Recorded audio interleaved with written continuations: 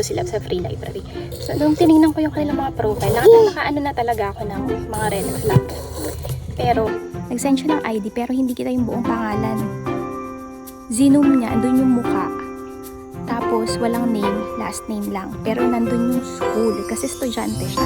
Tapos, sabi niya pa, malaking tulong po sa akin to sa pag-aaral ko kasi yung tatay ko na stroke. Tapos, iniwan na po kami ng nanay ko.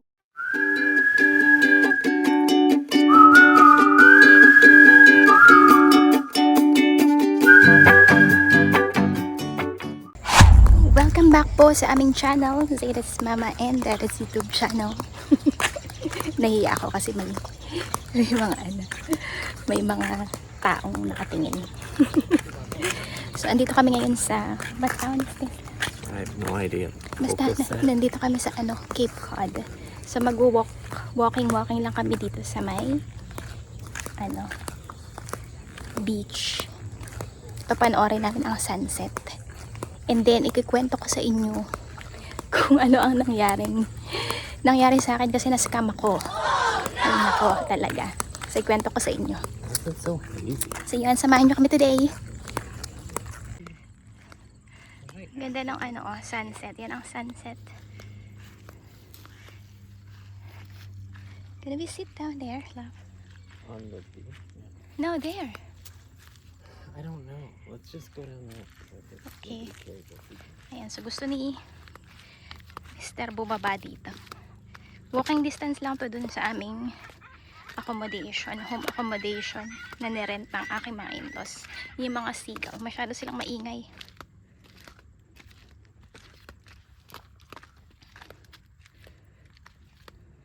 Be careful. Ano siya? Mabato. Ayan. Dito nang kukuha ng clams yung aking mga in-laws. Dami nilang nakuha kagabi daw. Ay, kahapon. Tapos kanina din. Pero hindi kami sumama.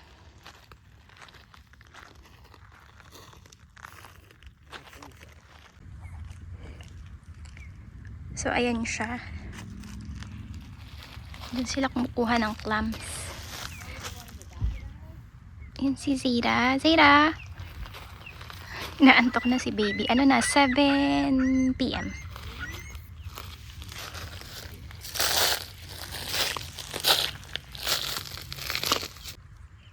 Tingnan nyo, meron silang ganito. Hindi ko alam kung ano ba yan. Sa ating mga viewers dyan na nakakaalam kung ano ito, please comment down below.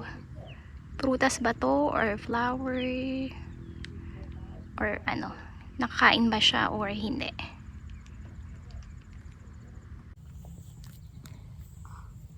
Yan, upo muna kami dito habang nanonood ng sunset. Tapos ikwento ka na sa inyo kung anong nangyari sa scam sa aking scamming experience. Stay here. Scam ako. Bakit? Ay, why? There's sand fleas. We gotta go. Where are we gonna go? Somewhere where there's not sand fleas. Pupunta pala kami dun sa walang sand fleas. Kasi mga insekto. So anyway, yun nga. Na-scam nga ako. Dalawa sila. Hindi naman gano'n kalaki yung amount. Pero nakaka-disappoint and nakakainis siya. So wait lang. Hanap muna kami ng pwesto. So ayan, lakad-lakad muna kami dito. Hindi namin alam kung pwede kaming umupo dito sa mga chairs na to kasi baka private siya. Private property. Ang ganda maglakad-lakad dito. Tapos yan, sa harapan ka pa ng water. Sabi ng aking mga biyanan, mahal daw tumira dito sa Cape Cod.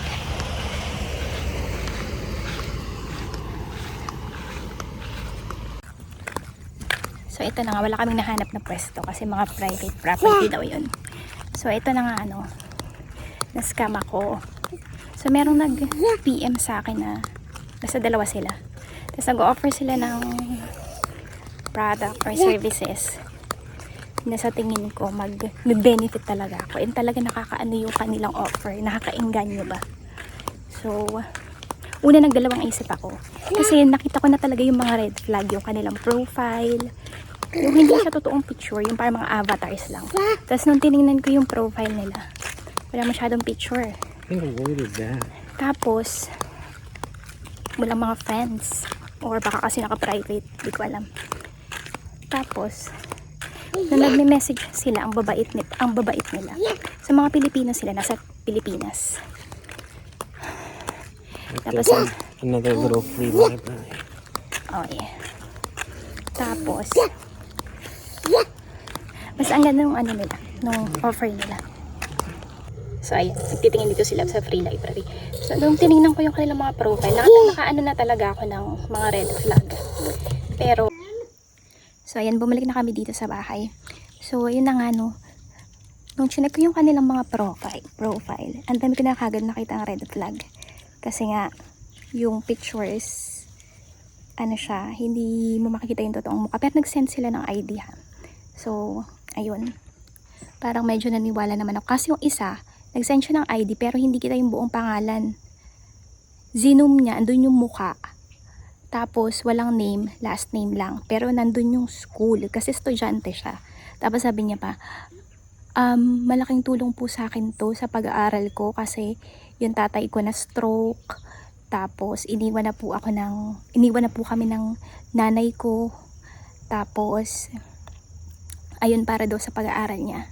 So, syempre ako, kahit ang dami ko nang nakitang red flags, naisip ko naman, parang nag-kick in sa akin yung just always see the good things in every person, in each person. So, ayun. Kaya sabi ko, sige ha. Pero sinabi ko sa kanya na, siguraduhin nyo na magiging maayos kasi dito naman sa US wala naman akong work, tapos yung asawa ko lang yung nagsusupport sa akin, yung perang gagamitin ko, yun lang yung binibigay sa akin ng husband ko. Sabi niya, opo, huwag po kayong mag-alala, pera lang po yan, hindi po kami mga scam. So, pero talaga meron na akong sa gut feel ko na may hindi maganda, pero sabi ko sige na nga, hindi naman siya ganun kalaki, pero ayun na. So, nung tinatanong ko na kung kumusta na, anong nangyari, sila pa yung parang sabi, nagmamadali po ba kayo? Ano po kasi dito, pasukan po kasi dito. Busy daw sila. So, parang ako pa dapat ang mag-adjust. Tapos, meron pang isang instance na sabi niya, pwede po bang maghintay kayo? Wag po kayong magmadali. Tapos sabi niya, sandali, magpapaload lang ako. Tapos sila pa yung galit kahit hindi nila na bibigay kung ano yung pinromise nila. Tapos nun, sila, anong tawag dito? Bayad agad. Kailangan mo bayad agad or ibigay kagad yung pera sa kanila bago nila i-process yung yung order mo. Tapos wala. After ilang days, wala na, hindi na sila nag-reply. Syempre nainis na ako. Sabi ko dun sa isa, bakit naman ganun ang sinungaling mo? Tapos sabi niya, hindi na siya nagre-reply. Tapos yung isa, wala, binlock na ako. So yung pera na yun, hindi siya ganun kalaki na parang, siguro yung iba sa inyo sasabihin, okay lang yan, maliit lang naman yung pera. Ang nakakainis kasi dun, parang iniisip siguro nila, nung mga scammer na yun, ay nasa naman yan, nasa ibang bansa naman yan. Okay lang yan, dollars naman yung kinikita. Di ba? Syempre, yung pera na yun, pinagpaguran niya ng asawa ko dahil nga binigay lang naman sa akin yun. What? Are you trying to say something? I'm talking to the camera. Lumiyak na si Zira. Tapos yun, wala na. Sabi ko, ipag-ano ka na lang. Si Diyos na lang ang bahala sa inyo. Hindi ako makapagkwento na maayos kasi itong si Zira umiiyak. Totoo lang, na-disappoint talaga sa akin yung aking mister. Kasi sabi niya, sana daw sinabi ko muna sa kanya bago ako nag-invest sa mga ganong bagay. Para daw sana hindi ako na-scam. Syunga daw ako. Siguro marami talaga sa inyo magsasabi na syunga ako. Kasi totoo naman. Kaya lang kasi yung naisip ko na baka makatulong din ako. Lalo nung sinabi nung isa na ano nga daw makakatulong sa kanya kasi na-stroke yung tatay niya para sa pag-aaral niya. Iniwan na sila ng nanay niya. Yun yung naisip ko naman. Tapos, ayun pala, lalokohin lang, mga scam lang sila. Ganun pa yung ano nila hamang alinyan. Pera lang po yan, hindi po namin kayo scamin. Ganun. Tapos ayun.